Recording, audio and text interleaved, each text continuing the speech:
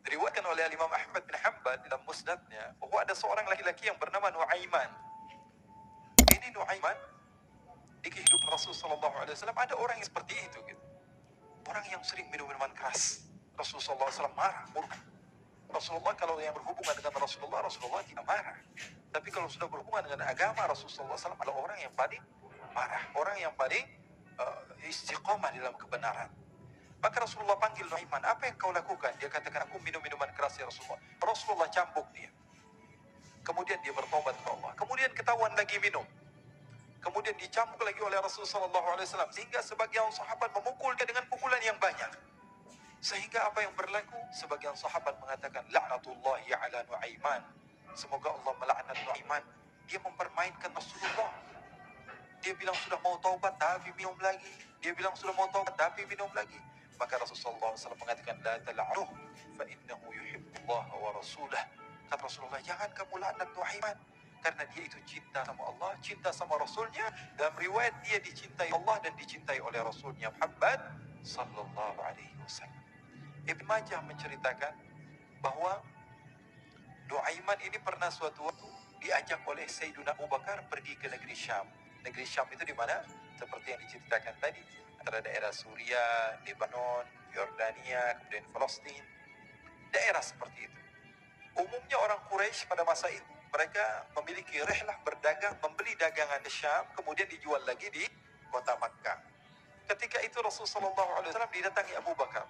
Abu Bakar mengatakan kepada Rasulullah, ya Rasulullah, saya mau izin ya Rasulullah. Mau apa? Saya mau ajak dua sahabat kamu ini ikut berdagang ya Rasulullah. Siapa kata Rasulullah? Aiman. Kata Rasulullah SAW, Aiman kamu mau ajak? Mau ngapain?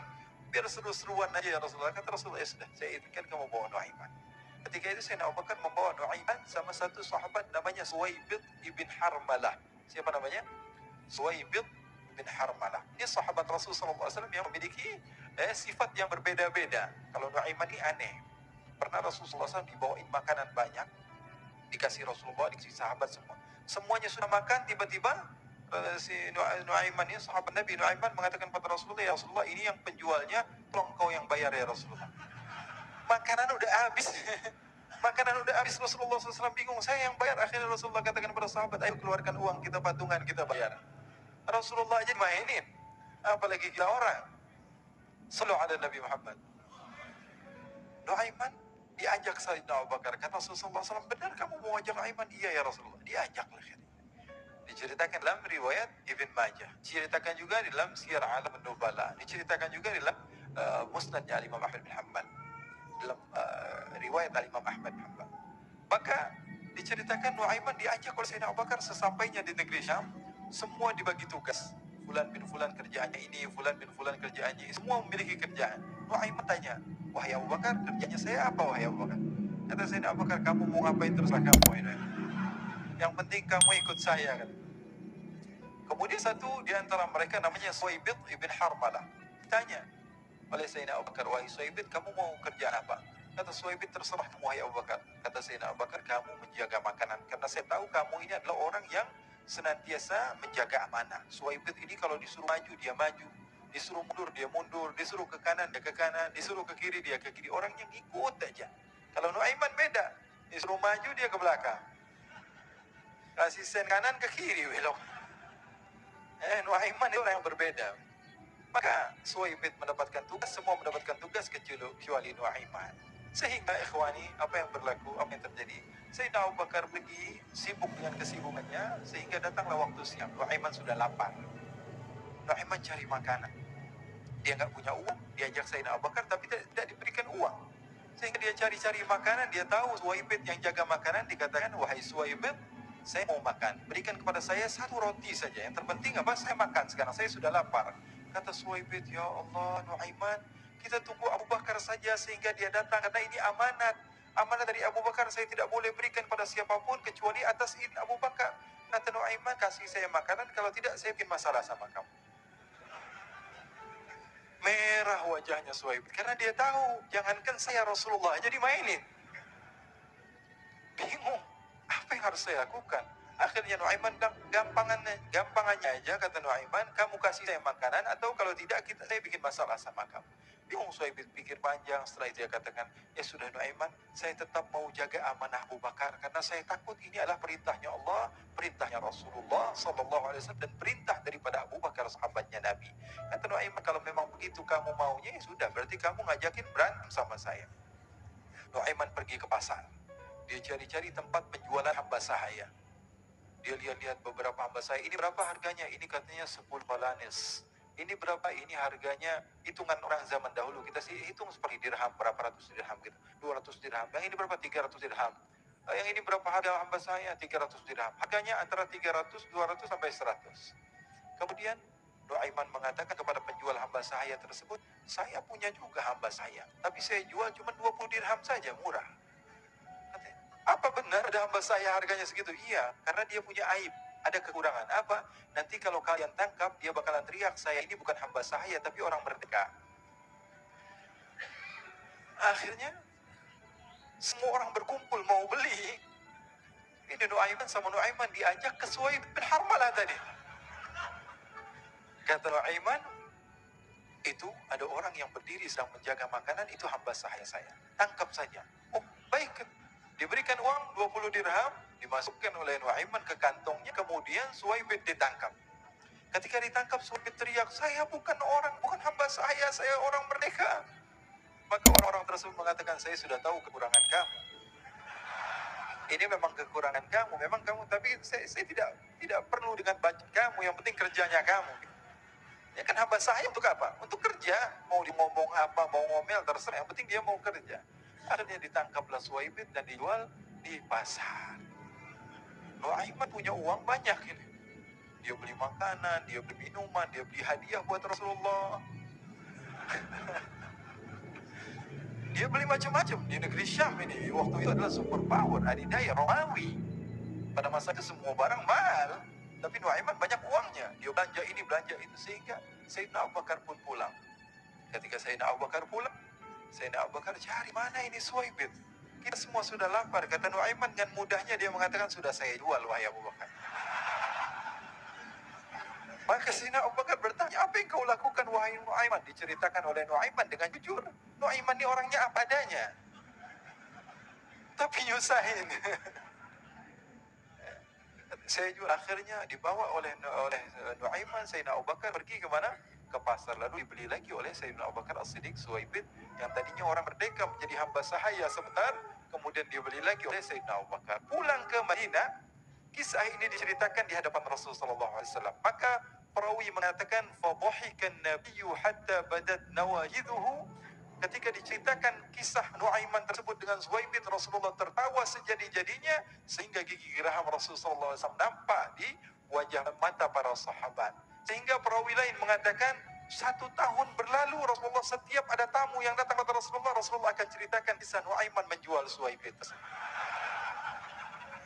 Jadi ada ikhwani. Jangan kalian kira Rasulullah SAW itu hidup di satu masa sahabat-sahabatnya itu seperti ustaz-ustaz yang khusyuk, yang kayak Habib bin Ais ini banyak. Bahkan ikhwani, mungkin di akhir karena masanya sudah habis, pernah suatu waktu Rasulullah SAW didatangi ashraf, delegasi dari beberapa negara yang ingin mengenal apa itu agama Islam. Sehingga mereka datang kepada rumah Rasulullah SAW membawa unta, kendaraan yang ketika itu kendaraan yang paling mahal mereka miliki, untanya yang paling mewah. Diikat di depan rumah Rasulullah SAW. Tamunya pun masuk, duduk bersama Rasulullah SAW. Di depan rumah Rasulullah SAW ada beberapa sahabat. Ada Sayyidina Hamzah, kalian tahu Sayyidina Hamzah adalah orang yang pemberani. Ada Sayyidina Umar, kalian tahu Sayyidina Umar adalah orang yang pemberani.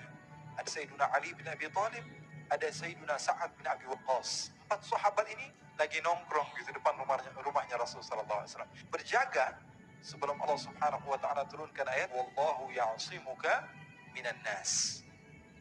Ketika mereka sedang asyik duduk, tiba-tiba Nuaiman datang. Ini Nuaiman kalau datang pasti bikin sesuatu yang aneh.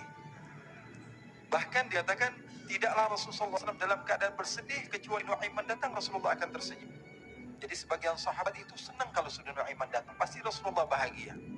Tapi ketika itu Nuaiman datang, ingin duduk bareng Sayyidina Hamzah. Sayyidina Hamzah katakan kepada Nuaiman, bercanda begitu. Nuaiman, kamu lihat unta orang datang dari luar Arab ini. Lihat, kata Nuaiman, ini besar banget ini, badannya besar gitu. Dagingnya pasti banyak. Iya, ini kalau kita sate enak nih ntar malam. Kata Nuaiman. Kata Sayyidina Hamzah, apakah kamu berani? Kata Nuaiman, saya berani aja asal kalian gak bilang sama Rasulullah. Kata Sayyidina Hamzah, benar wahai Nuaiman, benar. Akhirnya Sayyidina Hamzah lupa masalah itu, cuma bercanda saja. Sayyidina Hamzah lagi asik sama Sayyidina Umar, Sayyidina Ali. Tiba-tiba apa? Ternyata ketika dia melihat unta tersebut sudah pisah antara kepala sama badannya. Nuaiman mengatakan, wahai Hamzah, ini unta saya sudah potong, saya mau pergi sebentar, kalau Rasulullah cari saya, tolong jangan beritahu di mana saya. Nanti kalau keadaan sudah aman, mari kita nyate bareng-bareng. Ini ada yang seperti itu di zaman Rasulullah SAW. Maka dia pun berlari dan berlari mencari satu tempat supaya Rasulullah SAW dia selamat daripada Rasulullah SAW. Sehingga Sayyidina Hamzah bingung, ini kalau Rasulullah keluar gimana? Ada Hamzah Asadullah, ada Ali bin Abi Thalib, ada Umar, nggak bisa jaga kendaraan tamunya Rasulullah SAW. Akhirnya benar apa yang terjadi, ikhwani. Rasulullah SAW tamunya mau pulang. Ketika dia buka pintu, tamu melihat apa? Untanya sudah begitu. Maka teriak, wana qatah, unta kami, wahai Muhammad. Baru mau kenal Islam, unta kami, kendaraan kami sudah dibuang. Rasulullah SAW lihat Sayyidina Hamzah, lihat Sayyidina Ali. Mereka nggak bisa ngomong, mereka hanya bilang apa? Nuaiman ya Rasulullah. Rasulullah perintahkan Sayyidina Umar, wahai Umar, sekarang kamu ambil uang, kemudian kamu gantikan, kemudian kamu berikan 2 kali lipat daripada harta unta ini, sehingga apa? Agama Islam tidak didengar dengan sesuatu yang tidak baik di luar sana. Akhirnya berikan harta, diberikan unta yang baru dan diberikan harta yang lebih untuk orang tersebut, sehingga orang tersebut tidak menjelek-jelekan agama Islam. Kata Rasulullah SAW, dan sekarang waktunya kita balas dendam sama Nuaiman. Nuaiman ternyata berlari tempat yang jauh sampai hampir keluar dari kota Madinah. Dia dapatkan seorang sahabat Nabi yang hadir juga dalam peperangan Badar, namanya Al-Miqdad bin Al-Aswad. Siapa namanya? Al-Miqdad bin Al-Aswad ketika itu sedang menggali sumur. Ketika sedang menggali sumur, Nuaiman datang. Nuaiman katakan kepada Miqdad, wahai Miqdad, wahai sahabat Rasul, kamu orang yang hadir dalam peperangan Badar, kamu adalah orang yang hebat. Dipuji-puji sama Nuaiman. Ada maunya ini. Akhirnya dia bilang, wahai Miqdad, tolong saya. Kenapa wahai Nuaiman, kamu ini kekasihnya Rasulullah, orang yang disayang sama Rasulullah. Kenapa? Saya ini sedang dikejar-kejar orang jahat. Tolong selamatkan saya. Saya pengen masuk ke dalam sumur, boleh atau tidak?